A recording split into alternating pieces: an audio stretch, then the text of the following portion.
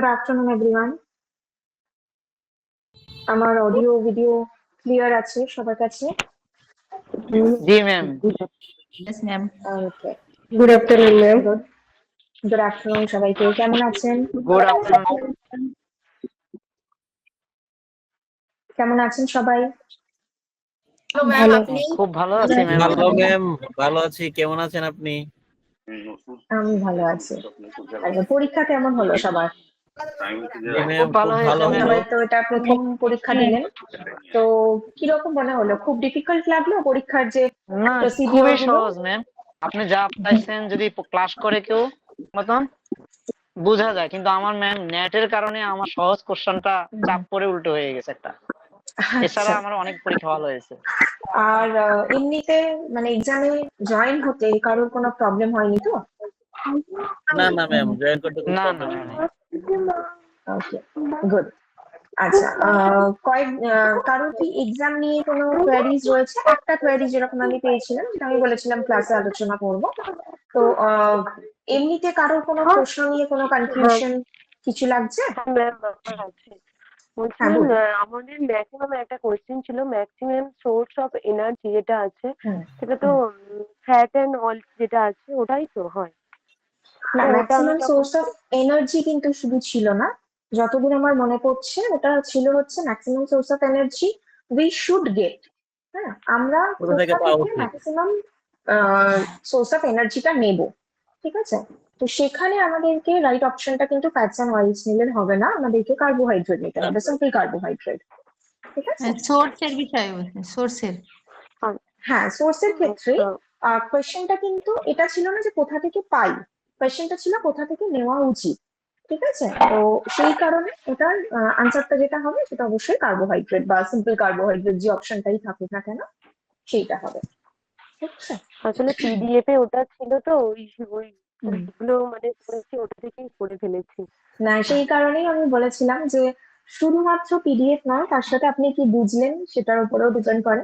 হ্যাঁ, যদি এটাই থাকতো যে which of the following is the maximum or which of the following provides you maximum source of energy, তাহলে অবশ্যই ফ্যাটস and oils যেটাই থাকুক সেটাই দেবেন।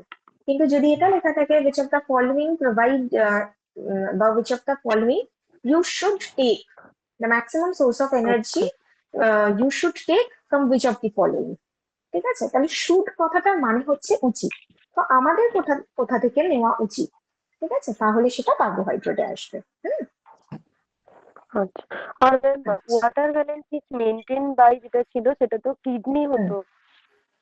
আচ্ছা, তো এইটারও ওটাও একটা এইটা নিয়েই আমার কাছে একটা প্রশ্ন এসেছিল, এটাও বলে নিই। এখানে আমরা কয়েকটা অপশনস দেখেছি যে water balance is maintain by, ঠিক আছে? ওয়াটার ব্যালেন্স মেনটেন হচ্ছে মানে সেখানে অপশনস কি কি ছিল? থাইরয়েড গ্ল্যান্ড ছিল, আই গেস ব্রেন ছিল, এবং কিডনি ছিল, আর ছিল অল অফ দিস, ঠিক আছে? এবার কিডনি আমরা জানি ওয়াটার ব্যালেন্স মেনটেন করছে ইউরিন প্রোডাকশন কম করে বা বেশি করে। সেকেন্ড হচ্ছে কিডনি কিভাবে মেনটেন করছে, কিডনি তো নিজে নিজে মেনটেন করছে না, কিডনির কাছে কেউ সিগন্যাল পাঠাচ্ছে। তাহলে কারা সিগন্যাল পাঠাচ্ছে? থাইরয়েড গ্ল্যান্ড থেকে যে হরমোনস গুলো সিক্রেট হচ্ছে তারাও সিগন্যাল পাঠাচ্ছে, তার জন্য কিডনি ওয়াটার ব্যালেন্স মেনটেন করতে পারছে। তাই থাইরয়েড গ্ল্যান্ডও আমার ওয়াটার ব্যালেন্স রেগুলেশনের ক্ষেত্রে সাহায্য করছে। তাই জন্যই আমরা যখন পজিটিভ ওয়াটার ব্যালেন্সের বা নেগেটিভ ওয়াটার ব্যালেন্সের যে এক্সাম্পলস গুলো দেখেছিলাম, সেখানে কিন্তু হাইপোথাইরয়েডিজম বা হাইপার থাইরয়েডিজম পেয়েছি, কারণ থাইরয়েড গ্ল্যান্ড আমাদের ওয়াটার ব্যালেন্সকে রেগুলেট করতে বা মেনটেন করতে সাহায্য করছে। আচ্ছা, নেক্সট আরেকটা অপশন ছিল ব্রেন। ব্রেনের মধ্যে বেসিক্যালি হাইপোথ্যালামাস আমাদের ওয়াটার ব্যালেন্স মেনটেন করছে কিভাবে? যখন আমার বডি ডিহাইড্রেটেড হয়ে যাচ্ছে, তখন হাইপোথ্যালামাস আমাকে সিগন্যাল দিচ্ছে যে আমার জল তেষ্টা পেয়েছে, আমার থ্রস্ট সেন্টারকে হাইপোথ্যালামাস কিন্তু আরো বেশি উদ্দীপিত করে দিচ্ছে, যার কারণে আমি জল খাচ্ছি এবং আমার বডি যে ডিহাইড্রেটেড হয়ে গেছে সেটা আমি আবার কভার করে নিতে পারছি। তাই সেক্ষেত্রেও কিন্তু ওয়াটার ব্যালেন্সটা বডিতে মেনটেন করছে ব্রেন। যদি এই যে ব্রেন, কিডনি, থাইরয়েড গ্ল্যান্ড এবং তার সাথে অন্য আরেকটা কোনো অর্গ্যান থাকতো, তাহলে হয়তো আমরা কিডনিটাকে দিতাম বা থাইরয়েড গ্ল্যান্ড যে কোনো একটা দিতাম, বাট ইউজুয়ালি সেটা হবে না। সেখানে যেহেতু অল অফ দিস রয়েছে, তাই অপশনটা আমাকে অল অফ দিসেই টিক করতে হবে, কারণ প্রত্যেকটাই তো ওয়াটার ব্যালেন্স মেনটেন করছে। আমার ব্রেন যদি ঠিক করে কাজ না করে তাহলে আমার বডি ওয়াটার ব্যালেন্স মেনটেন হচ্ছে না, মানে হাইপোথ্যালামাস থেকে যদি সিগন্যাল না পাই। সেকেন্ডলি, আমার থাইরয়েড গ্ল্যান্ড যদি ঠিক করে কাজ না করে তখনও আমার বডিতে কিন্তু পজিটিভ বা নেগেটিভ ওয়াটার ব্যালেন্স তৈরি হচ্ছে। আর কিডনিও যদি ঠিক করে কাজ না করে তাহলেও পজিটিভ বা নেগেটিভ ওয়াটার ব্যালেন্স তৈরি হচ্ছে। তাই জন্য তিনটে অপশনই ঠিক। So the right answer is all of this. ঠিক আছে? Madam PPCAASIS is related to ওইটা কি হবে? কি বললেন? বোঝা গেল না। PPCAASIS। Pedicus is related to. হ্যাঁ Pedicus ওই is related, হ্যাঁ। Pedicus তো হুম protein energy, protein amino acid sport, যেটা protein digestibility amino acid sport. তো ওখানে যদি আহ, প্রোটিন বা অ্যামাইনো অ্যাসিডের কোনো অপশন থেকে থাকে তাহলে সেই অপশনটা রাইট আনসার হবে। আহ, তার জন্য আমাদেরকে ওই ফুল ফর্মটা মনে রাখতে হতো। আহ, ম্যাম ওই মোস্টলি হুম, আয়োডাইজ আয়োডিন ওইটা ওইটা আয়োডাইজ হুম, সল্ট হবে, মানে ওইটা সি ফুডও তো হয়, হুম। মোস্টলি আয়োডাইজ সল্টটাই হবে নাকি? কি কোয়েশ্চেনটা ছিল মনে আছে কি? এই আয়োডিন তারপর আয়োডিন কোন খাবারে বেশি আয়োডিন পাওয়া ইজ যায়? ফাউন্ড, আচ্ছা, হ্যাঁ। Iodine is mostly found in, hmm, এই প্রশ্নটা ছিল। সেখানে ছিল হচ্ছে fortified salt, hmm, seafood, both of this, none of this, হ্যাঁ। এটা ছিল। আচ্ছা, তাহলে ফর্টিফাইড সল্টের মধ্যেও আয়োডিন পাচ্ছি আমি, সি ফুডের মধ্যেও আয়োডিন পাচ্ছি। So the right answer is both of this, দুটোই ঠিক। তাই জন্য আমি রাইট আনসার দেবো বোথ অফ দিস। আর একটা ম্যাম এ আর ma'am diet stomach acid fat health যেটা আছে ওটা তো হুম, হুম। নান অফ দিস হবে। কোনটা? স্টোমাক অ্যাসিড হেলথ যেটা আছে carbohydrate digestion, protein digestion, fat digestion, আর একটা নান অফ দিস আছে। হুম, তো ওটা তাই ওটা হবে কি? কি? আচ্ছা, অন্য কেউ কি আনসার দিয়েছেন সেটা একটু শুনি। Protein digestion ma'am, protein digestion. Protein digestion, very good. Stomach acid যদি না থাকে, মানে HCl যদি না থাকে, তাহলে পেপসিনে কনভার্ট হবে না। পেপসিনে কনভার্ট না হলে প্রোটিনের ডাইজেশন স্টামাকে হবে না। সেই জন্য স্টামাক অ্যাসিড আছে বলেই স্টামাক থেকে প্রোটিনের ডাইজেশন শুরু হচ্ছে। ঠিক আছে? Madam a diet high is saturated fat can হুম। লিডস টু ওইটা কি হবে উত্তরটা? এ ডায়েট অপশনস কি কি ছিল মনে আছে? না, অপশন গুলো তো লিখে রাখতে পারিনি। আচ্ছা, এ হ্যাঁ। A diet high এই in diet saturated fat can lead to ওটা যে gout, হ্যাঁ hypertension, weight loss, none of this. Okay. Hypertension, very good, hypertension হবে। কারণ স্যাচুরেটেড ফ্যাট মানেই প্লাক ফর্মেশন হচ্ছে, অর্থাৎ ব্লাডের মধ্যে হুম কোলেস্ট্রল জমে যেতে পারে, যার হুম ফলে হাইপারটেনশন বা হাই কোলেস্ট্রলেমিয়া যেই অপশনটাই থাকুক না কেন, হুম হার্ট রিলেটেড কোনো টার্ম যদি থাকে সেটা হ্যাঁ আসবে। Hypertension, hypercholesterolemia, heart attack, blockage, angina ও, পেক্টোরিস, হুম মায়োকার্ডিয়াল ইনফ্রাকশন, যে কোনো কিছু যদি হার্ট হুম রিলেটেড কিছু থাকে। থ্যাংক ইউ আর থ্যাংক একটা ma'am the way of water যেটা আছে আউটপুট, হুম, ওটা তো ইউরিন হুম, এন্ড হুম। স্টুল হবে তো? তো ওটা এক মিনিট, আমাকে একটু দেখতে হবে। সোয়েটিং আছে, এটা ক্লাসে সোয়েটিং। আছি, বিকজ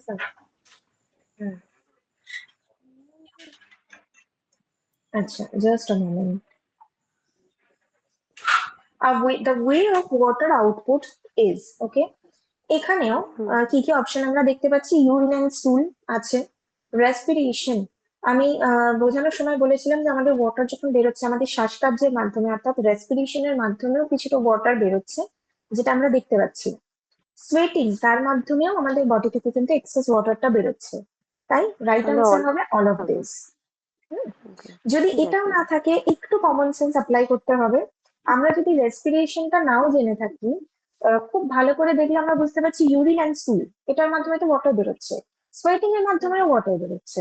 তাহলে দুটো অপশন তো আমি টিক করতে পারবো না, তার মানে নিশ্চয়ই রেসপিরেশনের মাধ্যমে ওয়াটার বেরোয়, যদি কেউ না জেনে থাকেন। তো রেসপিরেশনের মাধ্যমে ওয়াটার বেরোয়, তাহলে তো অল অফ দিস হওয়ার কথা। তো এই কমন সেন্স গুলো অ্যাপ্লাই করতে হবে তখন। আচ্ছা, ওকে। হুম, ঠিক। আর আর কি প্রশ্ন? আর কারোর কোনো ডাউট কোয়েশ্চেন থেকে?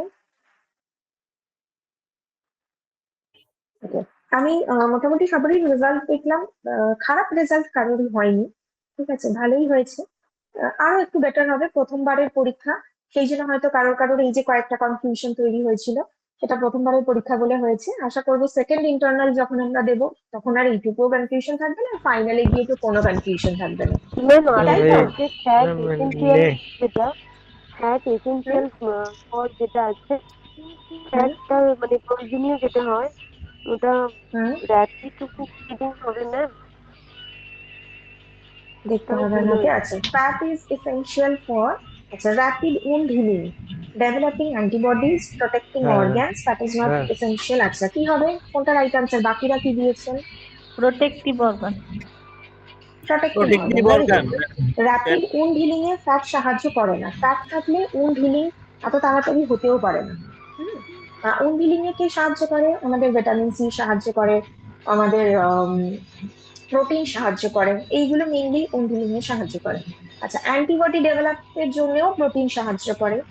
অর্গানকে প্রোটেক্ট করার জন্য আমরা যদি ফ্যাটের ফাংশনটা মনে করি, সেখানেই দেখতে পারবো অর্গানকে প্রোটেক্ট করার জন্য from external injury, all the internal organs are protected with the help of fat. ফ্যাটের যে প্রোটেক্টিভ লেয়ার, ফ্যাটের যে শীটটা রয়েছে, তার মাধ্যমেই কিন্তু আমাদের অর্গানস গুলো প্রোটেক্টেড হচ্ছে, যেটাকে আমরা ভিজিবল ফ্যাট বলছি। Okay. Ma'am negative water balance is during is seen during, ওইটা কি হবে উত্তরটা? ওখানে নেগ- এটা একদম স্ট্রেট কোয়েশ্চেন দেওয়া আছে, এটা যদি একটু ওয়াটারে দেখেন, হ্যাঁ ওয়াটারের এক্সাম্পলের মধ্যেই পাবেন। বর্ন হবে, ভেরি গুড। এটা একদম স্ট্রেট কোয়েশ্চেন, মানে এখানে কিছু ঘুরিয়ে ফিরিয়ে কিছু নেই। না না, এটা দেখে মানে পারিনি আর কি, যেগুলো হয়নি। হুম ঠিক আছে বলছি যে না, ওই যে ওটা আপনি পেয়ে আয়োডিনের যাবেন। ব্যাপারটা, ঠিক আছে। ম্যাম ওই যে লাস্ট কোয়েশ্চেনটা আছে না, iodine is the mostly found, ওটা তো সি ফুড হবে, কিন্তু মানে আমার কেন কেটে না, দিয়েছে? ফর্টিফাইড সল্টও তো হবে, সেই কারণেই তো বোথ অফ দিস, সেই কারণেই রাইট মানে আনসারটা বোথ অফ দিসে আসবে। প্রিবায়োটিক খাবারটা ওইটা, অ্যান এক্সাম্পল অফ প্রিবায়োটিক, ওইটাও তো ভুল করেছে, এটাও ওইটাও তাই, ভুল এটাও করেছে, স্ট্রেট কোয়েশ্চেন, একদম ওইটাও স্ট্রেট ভুল কোয়েশ্চেন করেছে। এটা। এটা অন্য ইডলি হবে, ওটা ইডলি হবে তো নাকি? এই- প্রিবায়োটিক দিয়েছিলাম না, প্রিবায়োটিক ভালো করে ভেবে বলুন। ম্যাম ওটা ইডলি হবে না? কার ঠিক হয়েছে? না, আমার তো আপনার তো ভুল ইডলি, হয়েছে। আপনি কি দিয়েছেন ইডলি, তো ভুলই হবে নিশ্চয়ই। কার্ড। না, ওইটাও তো ভুল হয়েছে, ওইটা দিয়েছিলাম। প্রোবায়োটিক হবে। ম্যাম ওই যে হুম লিভস রয়েছে, যেটা ওই যে মেথি পাতা। হ্যাঁ হ্যাঁ, সবজি যেটা, হ্যাঁ হ্যাঁ, লিভ। একদম, very good, very good. Prebiotic মানে হচ্ছে ফাইবার। তো কার্ড বা ইডলি, এগুলো সবটাই প্রোবায়োটিক, এর মধ্যে প্রোবায়োটিক। অলরেডি লাইফ ব্যাকটেরিয়া রয়েছে। লিভস হচ্ছে ফাইবার, যেখান থেকে আমরা প্রিবায়োটিক পাচ্ছি। আর পনিরের মধ্যে আমরা প্রোবায়োটিকও পাবো না, কারণ ওটা ফার্মেন্টেড নয়। প্রিবায়োটিকও পাবো না, কারণ তাতে প্রচুর ফাইবার নেই। তাই জন্য তার right answer is only fenugreek leaves. দুটোই গুলিয়ে যত গেছে রকমের ম্যাম। গ্রিন ভেজিটেবলস রয়েছে সব। Thank you. হুম। আর কোনো প্রশ্ন নিয়ে ডাউট? ওকে, তো আশা করবো তাহলে পরের বার থেকে এইটুকু আর ভুলিয়ে যাচ্ছে না, তাহলে কি, তাই তো? একদম খুব ভালোভাবে পরীক্ষা দিতে পারবো তো আমরা? হ্যাঁ ম্যাম। গুড। তাহলে আজকে এবার আমরা আরেকটা নতুন চ্যাপ্টার শুরু করি। হুম। এর আগের দিনকে আমরা ডায়েটারি টেকনিক সম্পর্কে কথা বলেছিলাম, বিভিন্ন ডায়েটারি টেকনিক, হসপিটাল ডায়েট, বিভিন্ন ধরনের ডায়েট প্যাটার্ন, এইগুলোকে নিয়ে আমরা কথা বলছিলাম।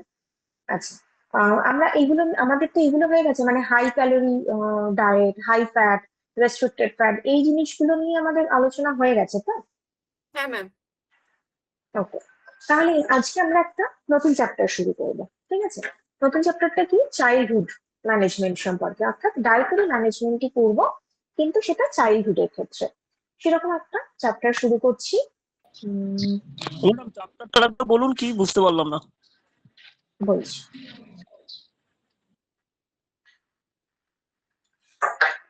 এই স্ক্রিনটা সবার দেখা যাচ্ছে? ম্যাম দেখা যাচ্ছে না। দেখা যাচ্ছে না। দেখা যাচ্ছে না? দেখা Okay, যাচ্ছে না। ঠিক ম্যাম আছে, দেখা দেখছি। যাচ্ছে। আমাদের দেখা যাচ্ছে না।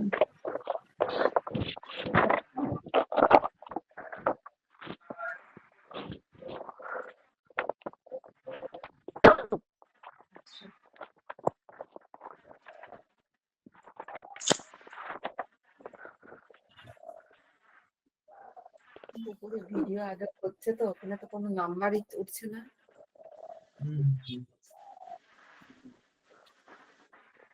আচ্ছা, এখন আশা করি সবার কাছে স্ক্রিনটা ভিজিবল হয়েছে। হ্যাঁ ম্যাম। Yes, ma'am. Good. ঠিক আছে, তাহলে এবারে আমরা আজকের টপিকটা কি নিয়ে জানছি। আজকে বেসিক্যালি আমরা কথা বলবো চাইল্ডহুড নিয়ে, ঠিক আছে? চাইল্ডহুডের ডায়েটরি ম্যানেজমেন্ট সম্পর্কে কথা বলবো। তার আগে যারা যারা আনমিউট রয়েছে প্লিজ মিউট করে দেবেন একবার। চাইল্ডহুডের ডায়েটরি ম্যানেজমেন্ট নিয়ে যখন কথা ম্যাম বলতে কিছু হয়, দেখাই যাচ্ছে না। দেখা যাচ্ছে না, একটু স্ক্রিনটাকে, আচ্ছা আমি মিউটিং করে দিচ্ছি, জাস্ট আ মিনিট।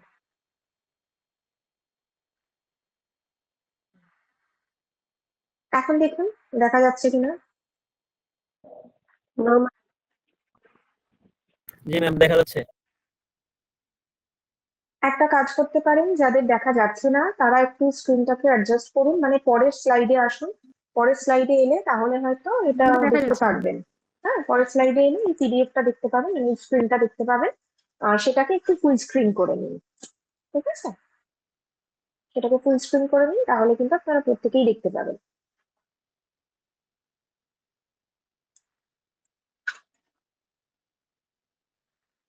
আচ্ছা, তো যেটা নিয়ে বলছিলাম যে আমরা আজকে ডায়েটরি ম্যানেজমেন্ট নিয়ে আলোচনা করব। কাদের ডায়েটরি ম্যানেজমেন্ট? চাইল্ডহুডের। এবার থেকে কিন্তু আমরা ডায়েটরি ম্যানেজমেন্টে ঢুকে যাচ্ছি। প্রথমে আমরা কয়েকটা এজ গ্রুপ নিয়ে আলোচনা করবো এবং তারপরে ডিজিজ নিয়ে আলোচনা করব, ঠিক আছে? চাইল্ডহুডের ডায়েটরি ম্যানেজমেন্ট বলতে গেলে কেন চাইল্ডহুডের ডায়েটরি ম্যানেজমেন্টটা দরকার? কারণ চাইল্ডহুডের ক্ষেত্রে কিন্তু অনেকগুলো স্টেজেস থাকে। হুম, এবং এই যে স্টেজেস গুলো রয়েছে, ম্যাক্সিমাম কেসে দেখা যায় যে আমাদের যে প্রবলেম গুলো অ্যারাইজ হচ্ছে, এবং এখনকার সময় বিশেষ করে এখনকার সময় কিন্তু যা সমস্যা তৈরি হচ্ছে সেগুলো শুধুমাত্র মিডল এজে বা বয়স্কদের হচ্ছে তা নয়, অনেক বাচ্চাদের ক্ষেত্রেও কিন্তু বিভিন্ন রকমের সমস্যা দেখা যেতে পারে। তাই জন্যই চাইল্ডহুডের ডায়েটরি ম্যানেজমেন্টটা দরকার। চাইল্ডহুডের ক্ষেত্রে আমরা কয়েকটা স্টেজ দেখতে পাই, ঠিক আছে? কিরকম স্টেজ?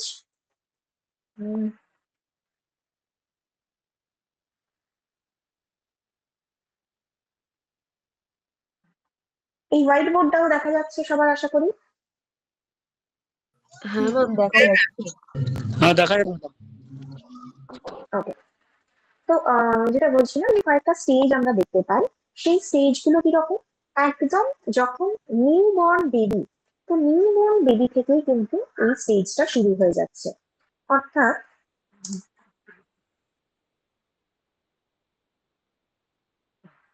অর্থাৎ 0 to 12 মান্থ, একদম নিউ বর্ন বেবি প্রথম থেকেই 1 বছর পর্যন্ত, তার মানে কি আপ টু 1 ইয়ার, যে এজটা, এই একটা স্টেজ আমরা দেখে থাকি, যেটাকে বলা হয় ইনফ্যান্সি। এই স্টেজটার নাম হচ্ছে ইনফ্যান্সি, বা যদি এই সময় বাচ্চাদেরকে বলা হয়, বাচ্চাদেরকে এই সময় বলা যেতে পারে, just a moment, just a moment.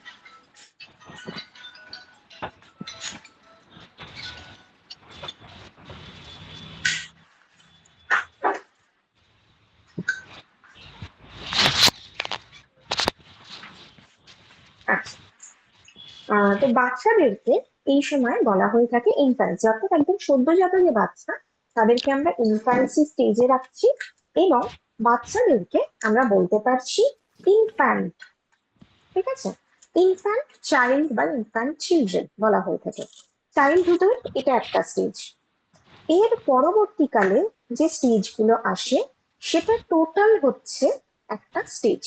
কেউ আনমিউট রয়েছেন বোধহয়, প্লিজ মিউট করে রাখুন। এরপরে 1 to 3 ইয়ার্স, এই 1 to 3 ইয়ার্স অফ এজ, এই সময়টাকে আমরা বলতে পারি টডলার, ঠিক আছে? 1 to 3 ইয়ার্স অফ এজ, এটাকে বলা হচ্ছে টডলার্স। টডলার্স মানে এখনো তারা প্রি স্কুল পর্যায়ে রয়েছে। 1 to 3 ইয়ার্স এর বাচ্চাদেরকে আমরা টডলার্স বলতে পারি। এই টডলার্স এরই আরেকটা ভাগ হচ্ছে 4 to 6 ইয়ার্স, যাদেরকে বলা হয় pre স্কুলার। Preschoolers, okay, and then 7 to 12 years, এই স্টেজটা হচ্ছে স্কুল গোয়িং চিলড্রেন বা স্কুল গোয়ার্স বলতে পারি। এই স্টেজটাকে বলছি স্কুল গোয়ার্স। তারপরে আমরা প্রত্যেকেই জানি একটা টিনেজ আসে, অর্থাৎ 13 to 19 ইয়ার্স, এইটাকে আমরা এই এজটাকে বলছি টিনেজার্স। এই এজটাকে আবার আরেকটাও নামে বলা হয়ে থাকে, যেটাকে বলা হয় অ্যাডোলেসেন্ট, যেটা মোটামুটি ভাবে আমরা পিউবার্টাল এজটাকে ধরে থাকি। অর্থাৎ এই যে টিনেজার্স, এই যে এজটা, এটাকে কিন্তু আবার অ্যাডোলেসেন্টও বলা হয়। বাচ্চাদেরকে আমরা বলতে পারি অ্যাডোলেসেন্স, যখন তাদের পিউবার্টাল চেঞ্জেস হচ্ছে, অর্থাৎ হরমোনাল চেঞ্জেস হচ্ছে মেয়েদের ক্ষেত্রে বা ছেলেদের ক্ষেত্রে, এবং তার কারণে বডির মধ্যেও কিছু চেঞ্জেস আসছে, এই টোটালটাকে আমরা অ্যাডোলেসেন্ট এজ বলতে পারি। এই যে পুরো জিনিসটা আমরা দেখলাম, এই পুরোটা একসঙ্গে হচ্ছে চাইল্ডহুড, ঠিক আছে। এবার এই এক একটা স্টেজের জন্য আলাদা আলাদা নিউট্রিশনাল ডিমান্ড তৈরি হয়। যদি আমি আপ টু 1 ইয়ার অব্দি বলি, এই আপ টু 1 ইয়ারে এক রকমের নিউট্রিশনাল ডিমান্ড, যেটা কখনোই বাইরের ফুড থেকে দেওয়া হয় না।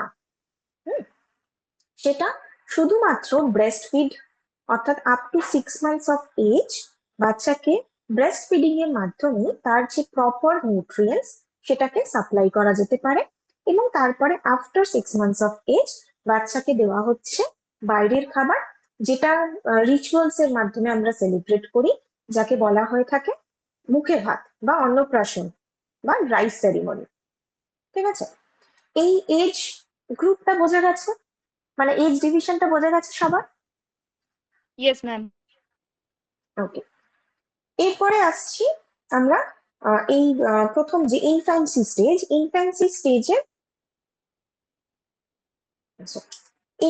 স্টেজের ক্ষেত্রে আমরা নেক্সট স্টেজে আসছি। এটাকে মুছে দিচ্ছি, পরের স্টেজ দেখছি। ম্যাম একটা কথা বলবো, বলুন যদি কিছু মনে না করেন। মানে বলুন। স্পিকারের মুখ না দেখা গেলে না কেমন লাগছে, আপনাকে দেখতে পাচ্ছি না। আমাকে দেখা গেলেও তো স্ক্রিনটা দেখতে পাবেন কি? ঠিক আছে, আমি ভিডিও অন করছি, দেখুন যদি স্ক্রিন দেখতে পান। হ্যাঁ স্ক্রিন ঠিক দেখতে আছে, পাচ্ছি, কিন্তু যিনি বলছেন ওকে তাকে দেখতে না পেলে ভালো লাগে না। ওকে দেখা ওকে, যাচ্ছে না। ঠিক আছে। আচ্ছা, তো এবারে আমরা কথা বলবো ইনফ্যান্সি স্টেজকে নিয়ে, ঠিক আছে। ইনফ্যান্সি স্টেজের মধ্যে প্রথম 0 to 6 মান্থস অফ এজ, এই যে সময়টা, এটা হচ্ছে এই পিরিয়ডটাকে বলা হয় এক্সক্লুসিভ ব্রেস্ট ফিডিং। এই সময় বাচ্চাকে মানে যদি জলও খাওয়ানোর হয়, সেটাও কিন্তু শুধুমাত্র ব্রেস্ট ফিডিং এর বা মাদার্স মিল্কের মাধ্যমেই সাপ্লাই করতে হয়। অর্থাৎ বাচ্চার বডিতে যে ওয়াটার রিকোয়ারমেন্টটা রয়েছে, সেটাও ব্রেস্ট মিল্কের মাধ্যমেই কিন্তু ফুলফিল হয়ে যায়। তাই জন্য এই পিরিয়ডটাকে আমরা বলে থাকি এক্সক্লুসিভলি ব্রেস্ট ফিডিং এর পিরিয়ড। কারণ কি? কারণ এই 6 মাস বয়স পর্যন্ত বাচ্চার বডি কিন্তু তখনো গ্রোথিং, মানে ওই একটা গ্রোথ পিরিয়ডের মধ্যে রয়েছে।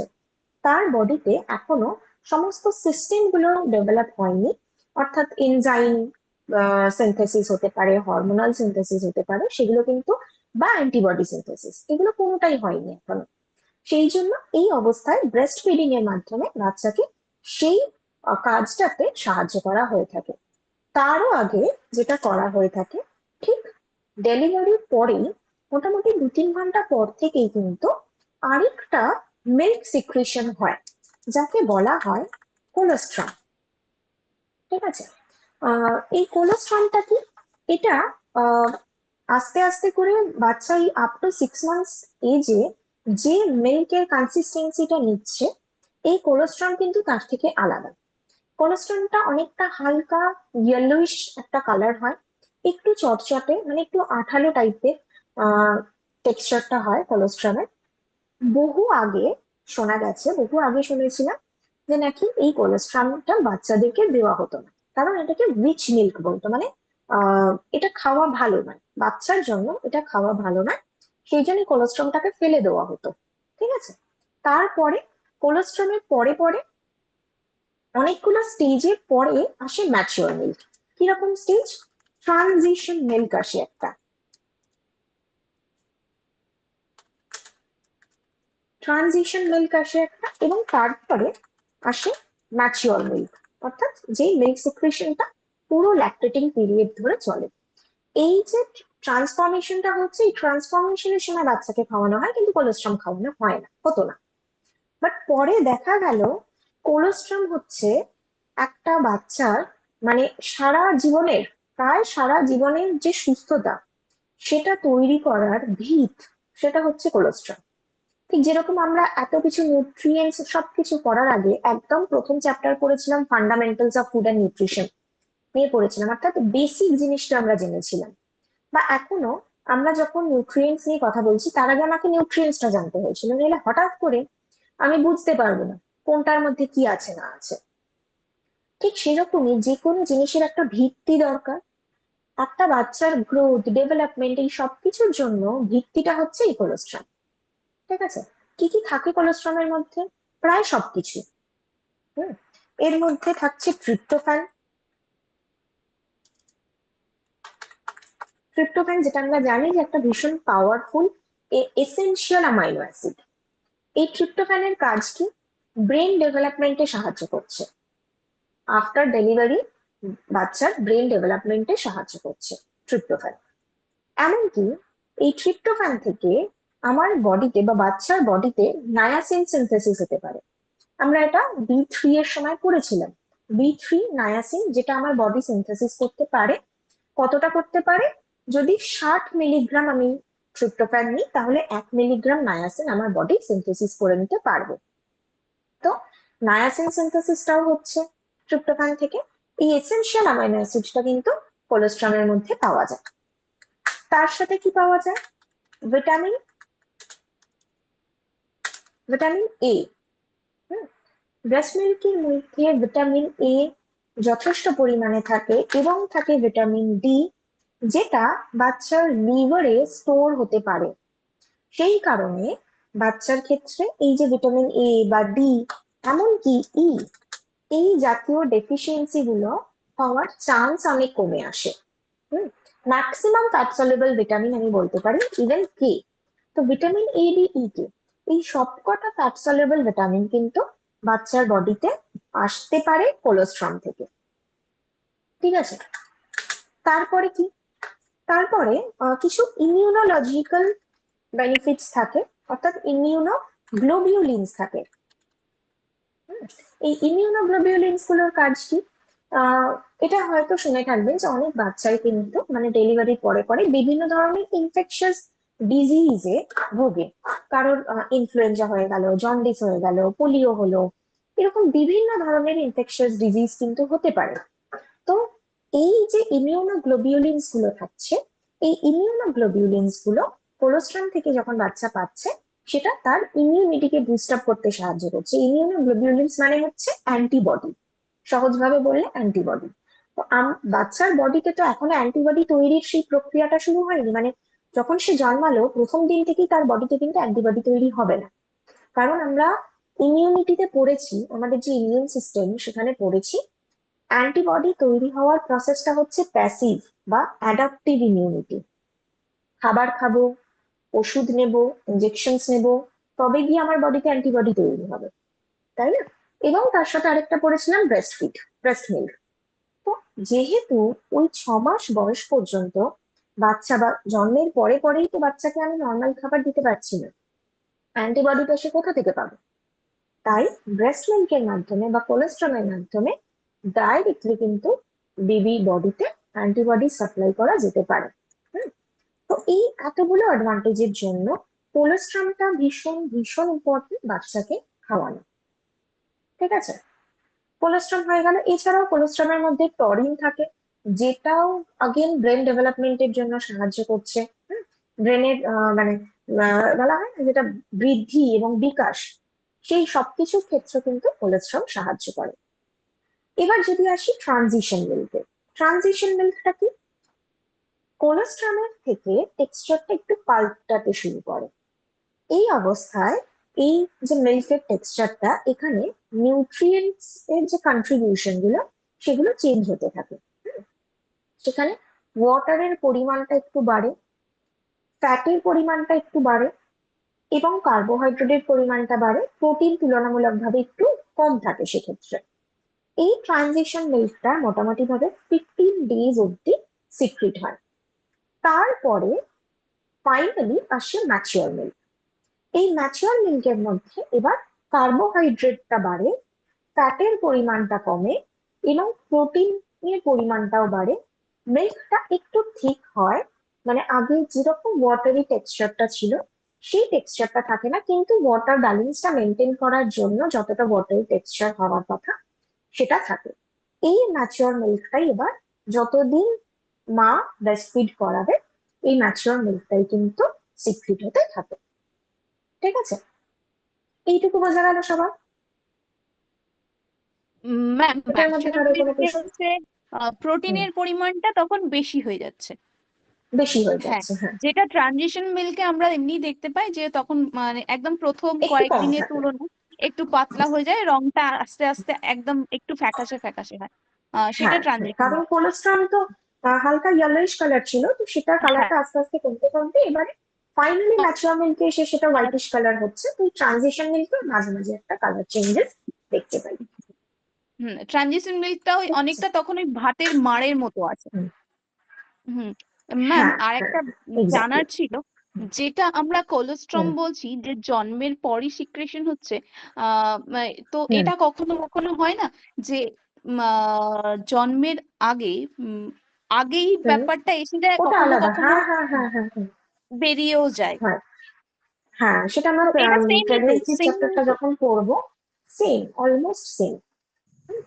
আমরা প্রেগনেন্সির চ্যাপ্টারটাতে পড়বো যে এই যে মানে মিল্ক সিক্রেশন হচ্ছে, এটা তো হরমোনের রেগুলেশন।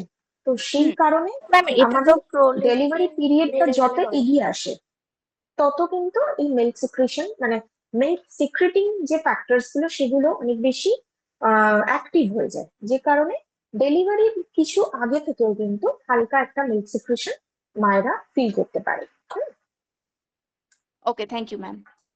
Okay, ম্যাম আচ্ছা, কার্বোহাইড্রেটের পরিমাণটা কতটুকু হুম। আছে ম্যাচের মিল্কে? এবারে কার্বোহাইড্রেটে আসবো, মানে ম্যাচিওর মিল্ক আমি আসি। ম্যাচিওর মিল্কের একটা মানে পুরো নিউট্রিটিভ ভ্যালু আমরা আলোচনা করবো ম্যাচিওর মিল্কে। মানে শুধু নিউট্রিটিভ ভ্যালু বলে নয়, ম্যাচিওর মিল্কের অ্যাকচুয়ালি কি কি বেনিফিটস রয়েছে। মানে সারা কেন বলা হচ্ছে যে 6 মাস অব্দি শুধু সে ম্যাচিওর মিল্ক নেবে, কারণ তার সেই লেভেলের বেনিফিট রয়েছে, তাই না? এবার সেই বেনিফিটটা কিরকম? অনেকগুলো বেনিফিট থাকে। নিউট্রিশনাল অ্যাডভান্টেজ থাকছে, ইমিউনোলজিক্যাল অ্যাডভান্টেজ থাকছে, সাইকোলজিক্যাল অ্যাডভান্টেজ থাকছে, ফিজিওলজিক্যাল অ্যাডভান্টেজ থাকছে, ইকোনমিক্যাল অ্যাডভান্টেজ থাকছে। তো প্রচুর অ্যাডভান্টেজ কিন্তু এই ম্যাচিওর মিল্কের থাকে for both baby and the lactating mother, দুজনের জন্যই কিন্তু এই অ্যাডভান্টেজ গুলো থাকে। যদি আমরা প্রথম নিউট্রিশনাল অ্যাডভান্টেজ নিয়ে কথা বলি, নিউট্রিশনাল অ্যাডভান্টেজের মধ্যে প্রথম অবশ্যই কার্বোহাইড্রেট। ঠিক আছে, আচ্ছা, কার্বোহাইড্রেটের ক্ষেত্রে যেটা দেখা যায় যে সব থেকে ইম্পর্টেন্ট হচ্ছে এই যে কার্বোহাইড্রেট। কার্বোহাইড্রেটকে ডাইজেস্ট করার জন্য যে এনজাইম, সেই এনজাইমটাও এই ম্যাচিওর মিল্কের মধ্যে পাওয়া যায়, যেটাকে বলা হয়ে থাকে অ্যামাইলেজ।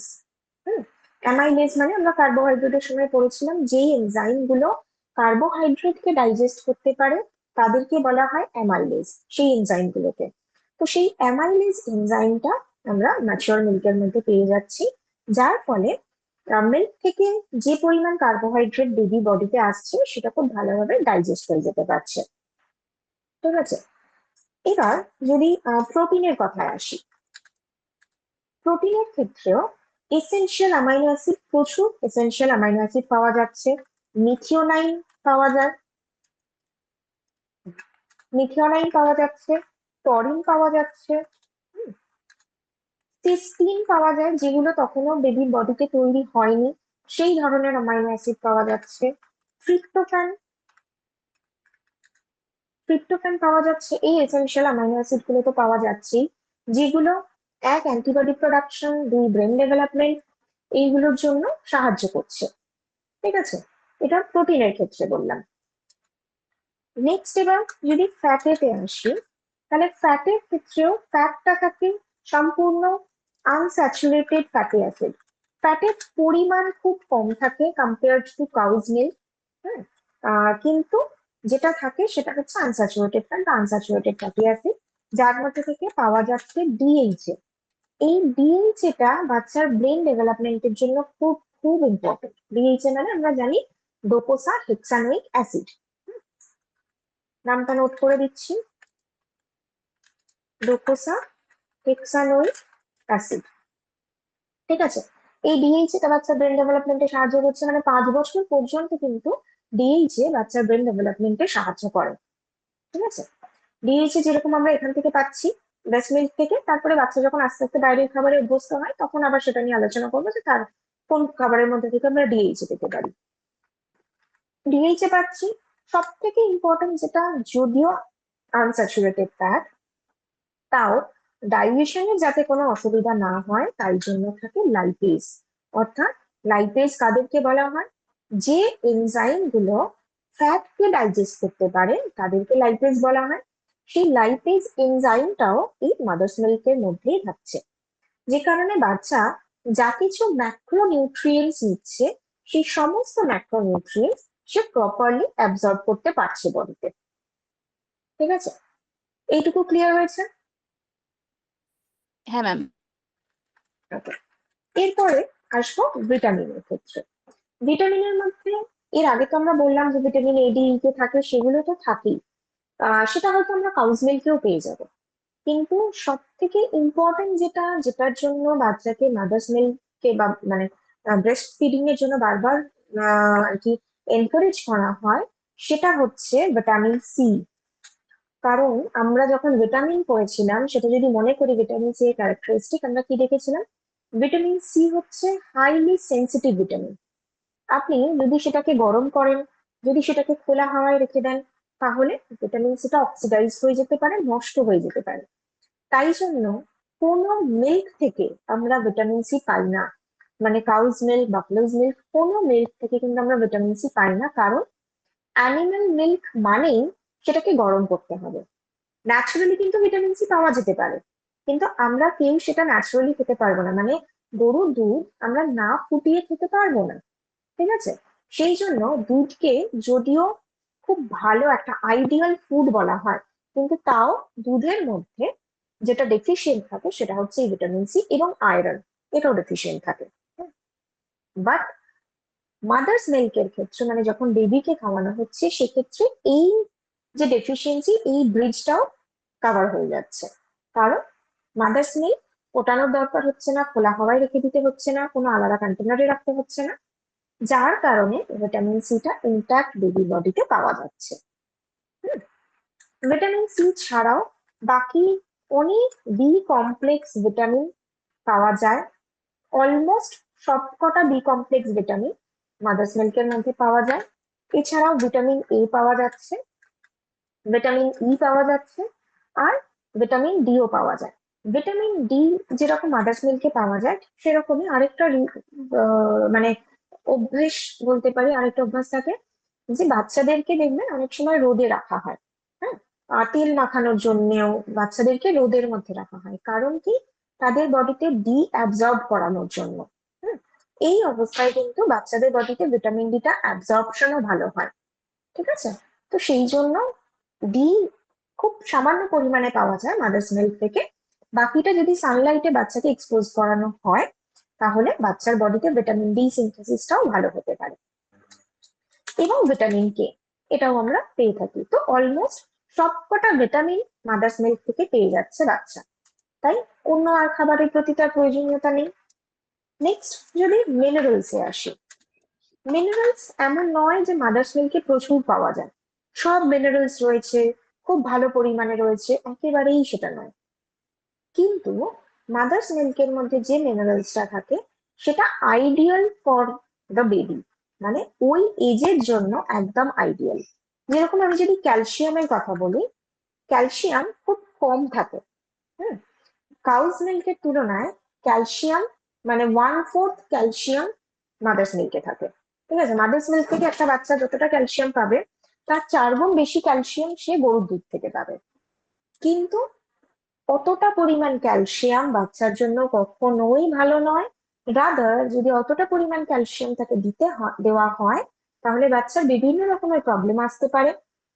তার কনস্টিপেশনের প্রবলেম তৈরি হতে পারে, তার অ্যাবডোমিনাল ক্র্যাম্প হতে পারে, তার খিঁচুনি হতে পারে, এরকম বিভিন্ন রকমের সমস্যা কিন্তু হতে পারে যদি এক্সেস ক্যালসিয়াম বাচ্চার বডিতে যায়। সেই জন্য ক্যালসিয়ামটা এখানে যেটা থাকে সেটা একদম আইডিয়াল, এবং ক্যালসিয়াম ও ফসফরাসের যে রেশিওটা, দ্যাট ইজ 2:1, এটা মেনটেন হয় হিউম্যান মিল্কের মধ্যে। এটা একটা ফ্যাক্টর। বাকি মিনারেলস গুলোর মধ্যে আগেন বললাম যে সব মিনারেলস খুব বেশি পাওয়া যায় না। যেটা একদমই পাওয়া যায় না সেটা হচ্ছে আয়রন, ভীষণ কম।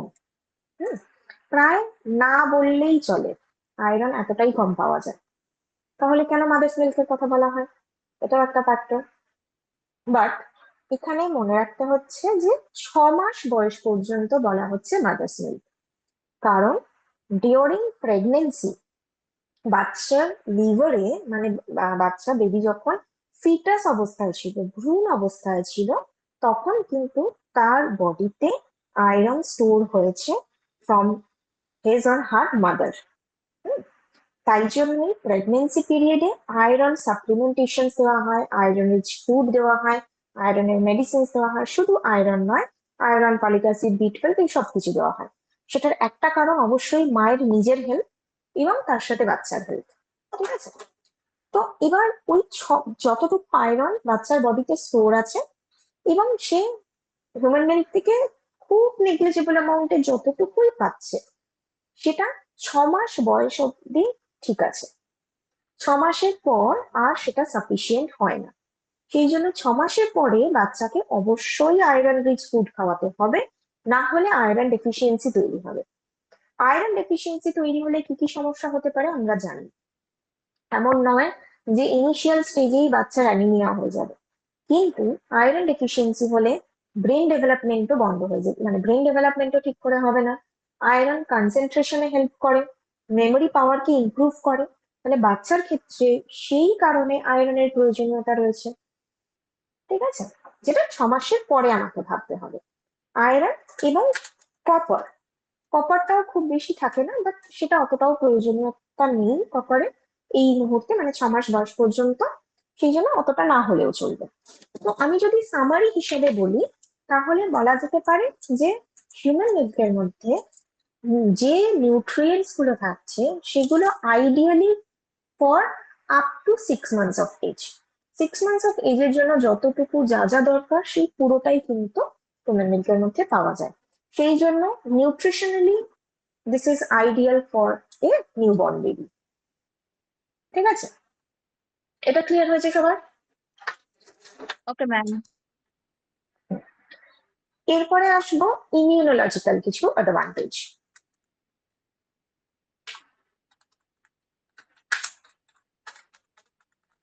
ঠিক আছে, ইমিউনোলজিক্যাল অ্যাডভান্টেজের মধ্যে কি কি পড়ছে? ইমিউনোলজিক্যাল অ্যাডভান্টেজের মধ্যে যেগুলো আমরা হয়তো পরে জানবো, যেগুলো আমাদের বডিতে রয়েছে, যে অ্যান্টিবডি গুলো, বাচ্চার বডিতে কিন্তু সেই অ্যান্টিবডি গুলো নেই। সেই জন্য হিউম্যান মিল্ক এই অ্যান্টিবডি গুলোকে সাপ্লাই করে। যেরকম একটা হচ্ছে ম্যাক্রোফেজেস। ম্যাক্রোফেজেস এর কাজ কি? এরা ব্যাকটেরিয়ার এগেনস্টে কাজ করে, ব্যাকটেরিয়ার এগেনস্টে একটা শিল্ড তৈরি করে এবং ব্যাকটেরিয়া গুলোকে ধ্বংস করতে সাহায্য করে। আমরা যখন ইমিউনিটির চ্যাপ্টার পড়বো, মানে ইমিউনিটি ডায়েটারি ম্যানেজমেন্ট পড়বো, তখন এই ম্যাক্রোফেজের নামটা আবার জানবো। সেখানে আমরা দেখবো যে ম্যাক্রোফেজ কি করছে, সে ইমিউন সেলস কে ধরে নিয়ে আসে, যারা আমার যে খারাপ ব্যাকটেরিয়া রয়েছে তাদেরকে ধ্বংস করতে পারে, তাদেরকে ধরে নিয়ে আসে এবং নিজেও, এই ম্যাক্রোফেজেস নিজেও কিন্তু সেই ব্যাকটেরিয়ার এগেনস্টে একটা কভার তৈরি করে ব্যাকটেরিয়া গুলোকে ধ্বংস করে দিতে তার সাহায্য করছে। ম্যাক্রোফেজেস এই ইমিউন সেলটা অলরেডি হিউম্যান বডির মধ্যে থাকে, যেটা মানে হিউম্যান মিল্কের মধ্যে থাকে, যেটা আমরা যখন বড় হচ্ছি, আমাদের ইমিউনিটি যখন ডেভেলপ করছে, আমাদের বডি আস্তে আস্তে সেটা তৈরি করে নেয়। ঠিক আছে, তারপরে থাকছে ল্যাক্টোফেরিন। হুম, এই ল্যাক্টোফেরিনটা হচ্ছে এক রকমের প্রোটিন। ঠিক আছে, আচ্ছা, নিউট্রিশনাল অ্যাডভান্টেজে প্রোটিনের ক্ষেত্রে বলবো, আমি এটা বলে দিই, তারপরে প্রোটিনেরও বলে দেবো আরেকবার। ল্যাক্টোফেরিন এক রকমের প্রোটিন, যেই প্রোটিনটা, এই যে ফেরিন কথাটা রয়েছে, ফেরিন, ফেরাস, এইগুলো কার সাথে রিলেটেড? ফেরাসটা আমরা শুনেছি, ফেরাসটা কার সাথে রিলেটেড? আয়রন। আয়রনের সাথে। Very good, very good. তো এই ল্যাক্টোফেরিনটাও মানে ফেরিনটাও আয়রনের সাথে রিলেটেড। ল্যাক্টোফেরিনের কাজ কি? যে ব্যাকটেরিয়াগুলো, যে জীবাণুগুলো আমাদের বডিতে আয়রনের প্রেজেন্সে বেড়ে উঠতে পারে, মানে আয়রনকে কাজে লাগিয়ে যেই জার্মস গুলো নিজেরা বড় হচ্ছে, নিজেরা বংশবৃদ্ধি করছে, সেই জীবাণুগুলোকে ধ্বংস করে। কিভাবে? কারণ তাদের কাছে আয়রনকে পৌঁছতে দেয় না। ল্যাক্টোফেরিন বেবির বডিতে যে আয়রন রয়েছে, সেই আয়রনটাকে নিজে বন্ধ করে রাখছে। ঠিক আছে, পরে পরে আয়রনটাকে বন্ধ করে রাখছে, যেই কারণে ল্যাক্টোফেরিন বাচ্চার বডিতে যখন আসছে হিউম্যান মিল্কের মাধ্যমে, তার ফলে দেখা যাচ্ছে যে আয়রনের উপস্থিতিতে যে জীবাণুগুলো বেড়ে উঠছিল, তারা আর বেড়ে উঠতে পারছে না, কারণ লোহাটাকে বা আয়রনটাকে সে নিজের কাছে ধরে রাখছে, তাকে ছাড়তে দিচ্ছে না। আয়রনটা ফ্রিলি মুভ করতে পারছে না। যখন সে ফ্রিলি ব্লাড স্ট্রিমে মুভ করবে, তখনই কিন্তু ব্যাকটেরিয়া বা ভাইরাস তার সাথে যুক্ত হয়ে নিজেরা খাবার তৈরি করে নিতে পারবে। সেই কাজটা হতে দিচ্ছে না ল্যাক্টোফেরিন। ঠিক আছে, তো সেই জন্য ইমিউনোলজিক্যাল বেনিফিটে এখানে আবারও একটা প্রোটিন কাজ করছে, যেটা ল্যাক্টোফেরিন। হুম, তারপরে আরো কিছু ফ্যাক্টরস থাকে, মানে এই দুটো হচ্ছে মেন ইমিউনোলজিক্যাল ফ্যাক্টরস এর মধ্যে বা ইমিউনোলজিক্যাল অ্যাডভান্টেজের মধ্যে, এই দুটো মেন। এছাড়াও আরো কিছু থাকে যেগুলোকে বলা হয় ইমিউনোগ্লোবিউলিনস। ঠিক আছে, এই ইমিউনোগ্লোবিউলিনস মানে হচ্ছে অ্যান্টিবডি, মানে একদম ন্যাচারাল অ্যান্টিবডি বেবি বডিতে আসছে। বিভিন্ন অ্যান্টিবডি হতে পারে, আইজিএ হতে পারে, আইজিজি হতে পারে, আইজিএন হয়, আইজিএইচ হয়, এরকম বিভিন্ন অ্যান্টিবডির নাম থাকে। ঠিক আছে, তো এই অ্যান্টিবডি গুলো ডাইরেক্টলি হিউম্যান মিল্ক থেকে বাচ্চা পেয়ে যাচ্ছে। এটা একটা হলো।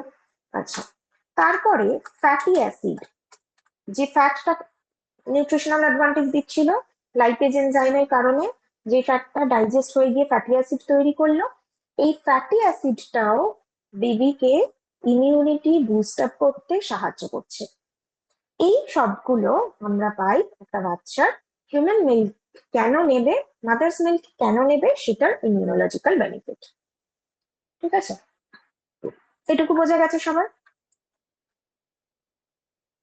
এটা ক্লিয়ার তো? Yes ma'am. Yes ma'am. আচ্ছা, প্রোটিনের ক্ষেত্রে যেটা বলছিলাম সেটা একবার বলে দিই। এই যে প্রোটিনের ক্ষেত্রে যেরকম একটা প্রোটিনের কথা বললাম তো, ল্যাক্টোফেরিন, নিউট্রিশনাল অ্যাডভান্টেজেও কিন্তু একটা প্রোটিন রয়েছে, যার নাম হচ্ছে ল্যাক্টো অ্যালবিউমিন। ল্যাক্টো অ্যালবিউমিন এর কাজটা কি?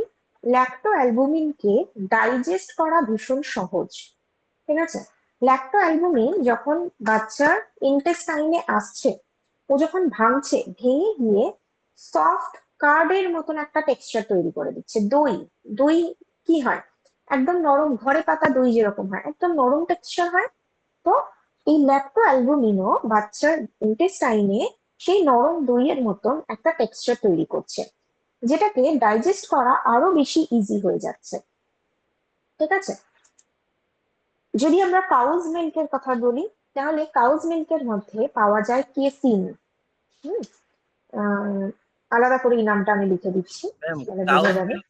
কি কাঁচা অবস্থায় কি ভিটামিন সি পাওয়া যায়? পাওয়া যায়, কিন্তু কাঁচা অবস্থায় আমরা কোনোভাবেই সেটা নেব না। তার অনেকগুলো কারণ রয়েছে। একটা হচ্ছে যেহেতু বিভিন্ন হরমোনাল ইনজেকশন প্রয়োগ করা হয় মিল্কের মধ্যেও, কিন্তু সেই হরমোনস গুলো ইন্ট্যাক্ট থাকে, যেটা বাচ্চার জন্য ক্ষতিকারক। বাচ্চা বলে শুধু না, বড়দের জন্য, সবার জন্যই ক্ষতিকারক, এটা একটা। সেকেন্ড হচ্ছে প্রচুর জার্মস থাকে। হুম তো সেইগুলোকে যদি আমরা না ফুটিয়ে নিই, তাহলে ওই জার্মস গুলো কিন্তু ডিস্ট্রয় হবে না। সেই জন্য আমরা কাঁচা অবস্থায় সেটা নেব না। ঠিক আছে? আমার বয়স যখন 7-8 বছর এরকম হবে, আমাদের নিজস্ব গরু ছিল, তো প্রায় হুম, আমি কাঁচা মানে দুধ খেয়েছি, শুধু বুঝতে ছেঁকে, পেরেছি। খেলনা দিয়ে শুধু হুম ছেঁকে খেয়েছি। হুম কিন্তু ওই যে একটা একটা হচ্ছে ইম্পিউরিটিস প্রচুর থাকে, সেটা আপনি ছেঁকে নিয়ে ঠিক করতে পারেন। কিন্তু যে জার্মস গুলো থাকছে, সেগুলো তো হিট ছাড়া কোনোভাবেই ইনঅ্যাক্টিভেট হবে না। সেই জন্য ফোটানোর কথা বলা হয়, এবং ফোটানো মানে সেটা হাই হিটে খুব ভালোভাবে ফোটাতে হবে। হুম তবেই কিন্তু এটাকে আমরা ঠিক করতে পারবো। ঠিক আছে? তাহলে ফুটানোর পরে কি এখন ভিটামিন সি আসা দরকার নেই, আমি তখনও ওনাকে বললাম। মানে চাউমিনটা ফুটানোর পরে ভিটামিন সিটা কি নষ্ট হয়ে যায়? ফোটানোর পরে জার্মস গুলো নষ্ট হয়ে যায়। ভিটামিন সিটাও কি নষ্ট হয়ে যায়? ভিটামিন সি তো অবশ্যই নষ্ট হবে, যেহেতু হিট আছে, তাই হিটের কারণে অবশ্যই নষ্ট হয়ে যায় সেটা। ঠিক আছে? ঠিক আছে, ধন্যবাদ। হুম। এই যে কাউস মিল্কের মধ্যে যেটা বলছিলাম, কাউস মিল্কে যে প্রোটিনটা থাকে, তার নাম হচ্ছে কেসিন। এই কেসিনটা কি করে, কেন কেসিনটা ডাইজেস্ট করা ডিফিকাল্ট? কারণ কেসিন যখন ডাইজেস্ট হচ্ছে, কেসিন যখন বাচ্চার ইন্টেস্টাইনে আসছে, তখন সেটা ছানার মতন টেক্সচার তৈরি করে, অর্থাৎ হার্ড হয়ে যায় সেটা। এই হার্ড টেক্সচারটাকে কিন্তু ডাইজেস্ট করা ডিফিকাল্ট। সেই জন্যই বাচ্চাকে কাউজ মিল্কের বদলে হিউম্যান মিল্কে, এখানেও আরেকটা, আমরা যদি কম্পেয়ার করি, তাহলে এখানেও একটা অ্যাডভান্টেজ পাওয়া যায় হিউম্যান মিল্কের ক্ষেত্রে। ঠিক আছে? এটা বোঝা গেল? এগুলো ক্লিয়ার তো সবার? ম্যাম, এই কারণে কি অনেক হুম, বাচ্চারা মানে দুধ, গরুর দুধ খাওয়ার পর অনেকে ওই যে বমি করে সাদা সাদা? একদম একদম, কারণ ডাইজেশনটাই হচ্ছে না তার প্রপারলি। বডি তো এখনো অতটা মানে অ্যাকাস্টমড হয়নি না সমস্ত খাবারের সাথে। সেই জন্য তার ডাইজেশন যদি প্রপারলি না হয়, তাহলে এই সমস্যাটা হতে পারে। এবং আরো একটা প্রবলেম হয় কাউজ মিল্ক খেলে, যেটা হয় সেটাতেও আসবো। এক এক করে আমরা সেগুলো নিয়েও আলোচনা করব। ঠিক আছে? আচ্ছা, এই তো দুটো মেইন অ্যাডভান্টেজ বললাম, একটা নিউট্রিশনাল অ্যাডভান্টেজ, একটা ইমিউনোলজিক্যাল অ্যাডভান্টেজ। এটা ছাড়াও আরো কিছু অ্যাডভান্টেজ থাকে, যেরকম একটা হচ্ছে ফিজিওলজিক্যাল অ্যাডভান্টেজ। ফিজিওলজিক্যাল অ্যাডভান্টেজটা বাচ্চার জন্য এবং মায়ের জন্য, দুজনের জন্যই হয়। প্রথমে মায়ের কথা বলি। কি হয়, যখন বাচ্চা মিল্ক সাক করছে, হুম, বা ব্রেস্ট ফিডিং করাচ্ছে, একজন মা যখন ব্রেস্ট ফিডিং করাচ্ছে, ডিউরিং হার প্রেগনেন্সি জার্নি, এই যে ওয়েট গেইন হয়েছিল, এক্সট্রা ক্যালোরি বডিতে ডিপোজিট হয়েছিল, ব্রেস্ট ফিডিং এর কারণে এক্সেস ক্যালোরিটা কিন্তু ওয়েস্ট হতে পারে, এক্সেস ক্যালোরিটা খরচ হতে পারে। হুম, যেটা ওয়েট লস করার ক্ষেত্রে একটা প্যারামিটার বলা যেতে পারে ব্রেস্ট ফিডিং। ঠিক আছে? সেকেন্ড কি, প্রেগনেন্সি পিরিয়ডে ব্রেস্টের একটা স্যাগিনেস তৈরি হয়, একটা এনলার্জমেন্ট তৈরি হয়। ব্রেস্ট ফিডিং করানোর ফলে ব্রেস্টের শেপ বা সাইজ সেটা আবার আগের অবস্থায় ফিরে আসতে পারে। ঠিক। থার্ড কি, ব্রেস্ট ফিডিং করানোর ফলে ব্রেস্ট ক্যান্সারের রিস্ক অনেকটা কমে যায়। না হলে অনেক ক্ষেত্রে দেখা যায় যে মিল্ক সিক্রেশনটা কিন্তু তার নর্মাল প্রসিডিওরে হচ্ছে, মানে মিল্ক প্রোডাকশন হচ্ছে এবং সিক্রেশন হচ্ছে, দুটোর জন্য দুটো আলাদা হরমোন রয়েছে। হুম তো মিল্ক প্রোডাকশন, একটা হরমোন মিল্ক প্রোডাকশন করছে, খুব নর্মাল প্রসিডিওরে করছে, মিল্ক সিক্রেশনও হচ্ছে, হওয়ার কথা, কিন্তু বাচ্চা মা যদি ব্রেস্ট ফিড না করায়, তাহলে মিল্ক সিক্রেশনটা হতে পারলো না, সেইগুলো জমাট বেঁধে যাচ্ছে, যার কারণে পরবর্তীকালে ব্রেস্ট ক্যান্সার বা ব্রেস্ট টিউমারের একটা ঝুঁকি থেকে যেতে পারে। ঠিক আছে? তো এই তিনটে অ্যাডভান্টেজ আমরা পাই মায়ের দিক থেকে। যদি বাচ্চার দিক থেকে বলা হয়, তাহলে কি, ফিজিওলজিক্যাল ফ্যাক্টরের মধ্যেই বলছি। যখন বাচ্চা মিল্ক সাক করছে, তার ফলে তার এই যে জ লাইন, অর্থাৎ চোয়াল, ঠোঁট, এগুলোর গঠনটা ভালো হচ্ছে, সেগুলো ভালোভাবে ডেভেলপ হতে পারছে। এবং তার সাথে তার মানে সাক করার ফলে তার যে ন্যাচারাল যে প্রসেস, মানে খাবার নেওয়ার যে ন্যাচারাল প্রসেস, সেইগুলোও কিন্তু ডেভেলপ হতে পারে। ঠিক আছে, এইটা বাচ্চার ক্ষেত্রে একটা অ্যাডভান্টেজ আমরা দেখতে পাই ফিজিওলজিক্যাল বেনিফিটে। ওকে, এবার যদি চলে আসি সাইকোলজিক্যাল বেনিফিট, সাইকোলজিক্যাল দিক থেকে কি কি হেল্প হয়? ব্রেস্ট ফিডিং করানোর ফলে মায়ের সাথে বাচ্চার একটা ইমোশনাল কানেকশন তৈরি হয়। হুম, বাচ্চা তার মাকে আইডেন্টিফাই করতে পারে, যে কারণে এটা আমরা সবসময় দেখে থাকি যে বাচ্চা যদি খিদে পাচ্ছে তাহলে কিন্তু সে সবসময় তার মাকেই চায়। ঠিক আছে, কারণ তার সাথে বাচ্চার একটা মানে ইমোশনাল একটা বন্ড তৈরি হয়েছে, যে কারণে সে তার মাকে আইডেন্টিফাই করতে পারছে। বলে না যে মায়ের একটা আলাদা গন্ধ হয়, একটা আলাদা সেন্স, সেটা বাচ্চা কিন্তু করতে পারে যখন ব্রেস্ট ফিড করানো হচ্ছে, মায়ের সাথে বাচ্চার একটা টান তৈরি হয়। এটা একটা ফ্যাক্টর। এরপরে যদি আমরা ইকোনমিক্যাল দিকে আসি, ইকোনমিক্যাল দিক মানে এক তো মানে up to 6 months of age বলছি, বাচ্চার নিউট্রিশনের দিক থেকে আলাদা করে কোনো কস্টিং নেই। ল্যাকটেটিং মাদার, ল্যাকটেটিং কারা? যারা ব্রেস্ট ফিড করাচ্ছে তাদেরকে বলা হয় ল্যাকটেটিং। তো যারা ল্যাকটেটিং মাদার রয়েছে, সেই মায়ের নিউট্রিশনটা যদি ঠিক করে হয় তাহলে বাচ্চার নিউট্রিশন এমনিই হয়ে যাবে, আলাদা করে সেখানে কোনো খরচের ব্যাপার থাকে না। এটা একটা। সেকেন্ডলি কি হচ্ছে, কোনো আলাদা ইনস্ট্রুমেন্টস প্রয়োজন হচ্ছে না, কোনো হাতা খুন্তি বাটি চামচ এসবের কিছু প্রয়োজনীয়তা নেই। যে এবং আরেকটা জিনিস, সেটা হচ্ছে কন্টামিনেশনের কোনো ভয় নেই। যদি বিভিন্ন মানে ভেসেলস ইউজ করা হচ্ছে, বা বাটি চামচ গ্লাস যা কিছু ইউজ করা হচ্ছে, সেগুলো যদি প্রপারলি স্টেরিলাইজ না করা হয়, অর্থাৎ জীবাণুমুক্ত না করা হয়, তাহলে বাচ্চার ইনফেকশন হওয়ার চান্স থাকে। সেই রিস্কটাও এখানে কিন্তু থাকে না। এটাও একটা ইকোনমিক্যাল বেনিফিটের মধ্যেই আমরা বলতে পারি, as well as physiological benefit আমরা বলতে পারি, যে আলাদা করে এগুলোর কোনো খরচ নেই। তো এই কয়েকটা কেসের জন্য 6 মাস বয়স পর্যন্ত বাচ্চাকে এক্সক্লুসিভলি ব্রেস্ট ফিড করানোর কথা বলা হয়। এবং তাই জন্য আরো একটা মানে কি বলবো, আরেকটা টার্ম ইউজ করা হয়, সেটা হচ্ছে breast feeding week. World breast feeding week celebrate করা হয়। কারোর জানা আছে সেটা? কারোর জানা আছে? না ম্যাম। আচ্ছা, বেশ।